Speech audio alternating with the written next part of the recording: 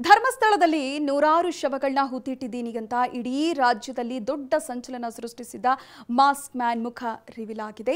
SIT ಎಷ್ಟೇ ಅಗೆದ್ರೂ ಮೂಳೆ ಸಿಗದಿದ್ದಾಗ ಇದರ ಹಿಂದೆ ದೊಡ್ಡ ಷಡ್ಯಂತ್ರ ನಡೀತಾ ಇದೆ ಅನ್ನೋದು ಮಾತ್ರ ಸ್ಪಷ್ಟವಾಗಿ ಗೊತ್ತಾಯಿತು.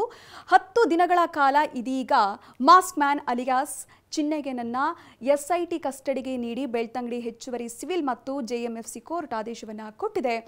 ರಾಜ್ಯದಲ್ಲಿ ಇಷ್ಟೆಲ್ಲ ದೊಡ್ಡ ಮಟ್ಟದಲ್ಲಿ ಸಂಚಲನ ಸೃಷ್ಟಿಸಿದ್ದಂತ ಈ ಚಿನ್ನಯ್ಯ ನಿಜಕ್ಕೂ ಯಾರು?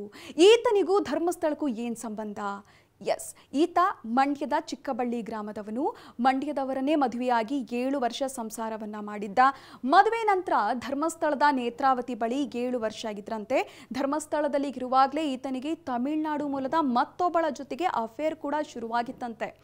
ಈ ವಿಷಯ ಗೊತ್ತಾಗಿ ಮೊದಲ ಹೆಂಡತಿ ದೂರವಾಗ್ತಾರೆ.